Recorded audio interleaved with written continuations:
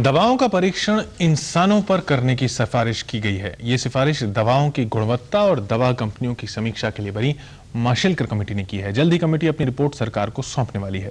जी news संवाददाता रूपक प्रियदर्शी की एक्सक्लूसिव रिपोर्ट। लंबे अरसे से भारतीय दवा उद्योग इंसानों पर खुद की विकसित दवाओं का परीक्षण करने की इजाजत देने की मांग करता रहा है। दवा उद्योग की नब्ज टटोलते हुए माशेलकर कमेटी ने इसे दवाओं की देसी रिसर्च की तरक्की में रोड़ा पाया।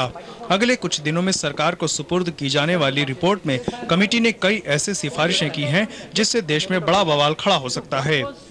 इनमें इंसानों पर दवाओं के परीक्षण को अनुमति देने के लिए मौजूदा कानून में बदलाव लाने, अनुमति देने के लिए गाइडलाइंस बनाने, इसकी देखरेख के लिए एक रेगुलेटरी एजेंसी बनाने, जानवरों पर दवा परीक्षण को अनुमति देने की सरकारी प्रक्रिया को आसान बनाने की सिफारिशें शामिल हैं। लेकिन सरकार मौजूदा व्यवस्था में रद्दोबदल के लिए राजी नहीं। क्लिनिकल ट्रायल के बाद में सरकार का नीति तो कोई परिवर्तन नहीं हुआ, तो हमारी नीति वही रही जो पहले था। जहां तक फेज 1 क्लिनिकल ट्रायल का सवाल है, जो कोई ड्रग अगर इंडिया में आए उसका फेज 1 क्लिनिकल ट्रायल उस देश में पहले होना चाहिए जिस देश में ड्रग इन्वेंटेड हुआ। एक अनुमान के मुताबिक करीब 10,000 दवा कंपनियों में से 1 दर्जन कंपनियां ही रिसर्च और डेवलपमेंट के काम में जुटी हैं। मौजूदा कानून के मुताबिक ये कंपनियां चूहे जैसे छोटे जीवों पर ही प्री क्लिनिकल ट्रायल कर सकती हैं।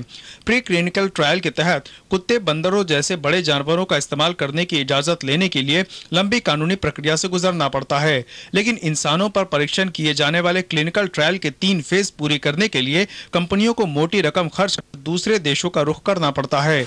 अमेरिका समेत कई विकसित देशों में इंसानों पर दवाओं के परीक्षण किए जाते हैं। 1999 में भी माशेलकर कमेटी ने सरकार को इस बारे में सुझाव दिए थे। तब से सरकार ने उसकी सुध नहीं ली। 30,000 करोड़ रुपए के भारतीय दवा उद्योग ने कमेटी की नई रिपोर्ट पर अपनी सारी उम्मीदें टिका दी हैं। आज तक आप जो दवाइयाँ खा रहे हैं उसका विक्टिम कौन बन रहा है? कोई तो बन रहा है, वेस्टर्न कंट्रीज बन रही है। तो आप ह्यूमैनिटी को एक रीजन डिवाइड करना चाहते हैं।